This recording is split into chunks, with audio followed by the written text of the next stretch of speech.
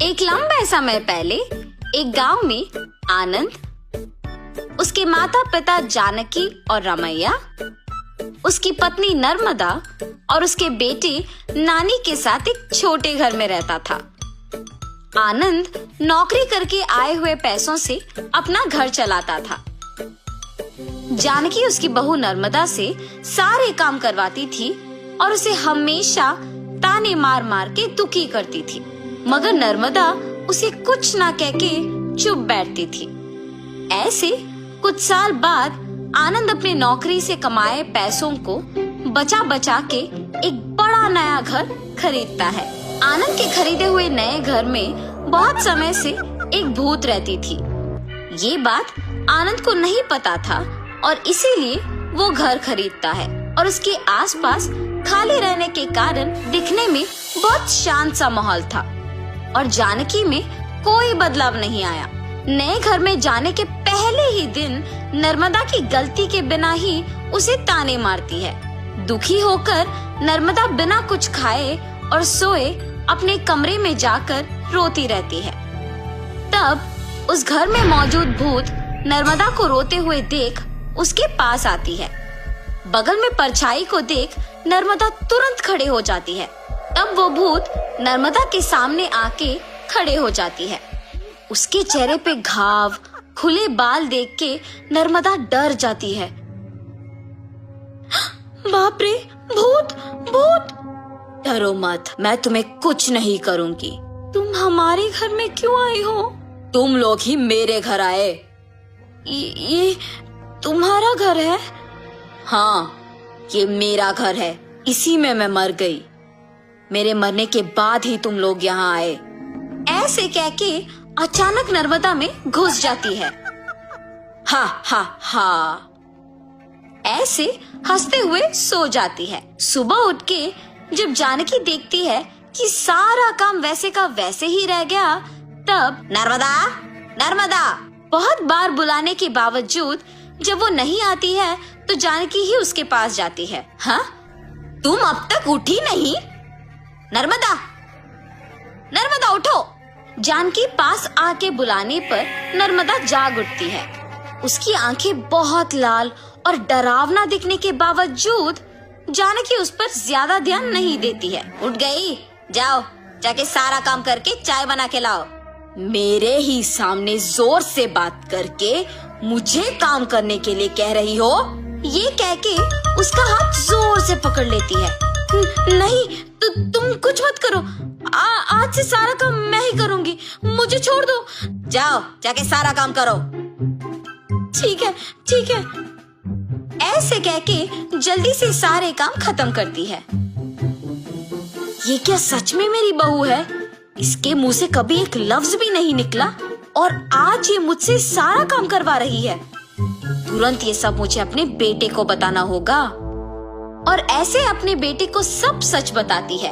तब वो कहता है, जितना भी गुस्सा क्यों ना हो, ऐसे तो नहीं कहते हैं माँ।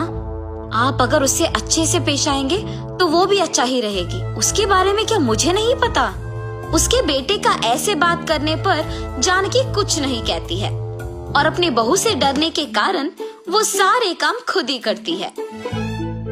नर्मदा, नए घर खरीदने की खुशी में मैं अपने कुछ दोस्तों को घर बुला रहा हूँ। सारी चीजों का तुम्हें ही ध्यान रखना होगा। ऐसे बोल के चला जाता है। नर्मदा कुछ बात किए बिना खड़े रहती है। उसके बगल में खड़े जानकी के पास जाके वो कहती है, तुम्हारे बेटे की बातें सुनी है ना तुमने? सारी तैयारी तुम्हें ही करना होगा। ऐसे जोर से कहती है। अगले दिन आनंद दोपहर को अपने दोस्तों को घर ले आता है। नर्मदा, तुमने सारी तैयारी कर ली ना? हाँ जी। और ऐसे सबको खाना परोसती है और सभी हंसते हुए बातें करते रहते हैं। सभी व्यंजन स्वादिष्ट है भाभी जी। हाँ, मेरी पत्नी के हाथों में जादू है। आनंद, तुम्हारा घर भी बहुत खूबसूरत है यार। चारों ओर खाली और शांत है। इस घर को देखते ही पसंद आ गया मुझे, इसीलिए इसे बचाए हुए सारे पैसों से खरीदा हूँ। अब इस घर का मालिक मैं हूँ। ऐसे आनंद कहता है। ये सुनते ही नर्मदा तुरंत भूत बनके अजीब आवाजें बनाती है। उसका सिर नीचे झुका रहता है और अजीब आवाजें आने के कारण सभी उसी को देखते हैं। नर्मदा, क्या हुआ तुम्हें? नर्मदा अचानक अपना सिर ऊपर करती है और क्या इस घर का मालिक तुम हो? मैं हूँ इस घर की मालकिन। ऐसे उसे घूरने पर आनंद अचानक हवा में ऊपर उड़ने लगता है। नहीं, ये तुम्हारा ही घर है, मुझे छोड़ दो। ऐसे कहने पर आनंद को नीचे छोड़ देती है। ये सब देख के घर के सारे मेहमान भूत भूत कह के वहाँ से भाग जाते हैं। नर्मदा जैसे उसे कुछ पता नहीं है अपने कमरे में जाके सो जाती है। आनंद, कम से कम अब मेरी बातों का यकीन करोगे तुम? तुम्हारी पत्नी में भूत घुसी है, भूत। देखो आज उसने क्या कर दिया। हाँ माँ, अब हम क्या करें? एक मांत्रिक को बुलवाना ही पड़ेगा। हाँ ठीक है माँ, कल उसी के पास जाएंगे। और ऐसे जब सब बैठे हुए थे, नर्मदा आती है और सभी डर जाते हैं। तब उन्हें देख कहती है, क्यों सब मुझे देख के डर रहे हैं? क्या हुआ तुम सबको? कुछ नहीं। अब आप तो कुछ भी कर सकते हो ना। क्या करना है मुझे? मैं जो बोलूँगा तुम नहीं कर पाओगी। मैं नहीं कर पाऊंगी? पहले बोलो। अच्छा, क्या तुम इस बोतल के अंदर घुस के वापस बाहर आ सकती हो? इतना ही, और मैं ये नहीं कर पाऊंगी? देखो। ऐसे बिना कुछ सोचे समझे नर्मदा में घुसी आत्मा अचानक उस बोतल में घुस जाती है और तुरंत जानकी उस बोतल का ढक्कन बंद कर देती है।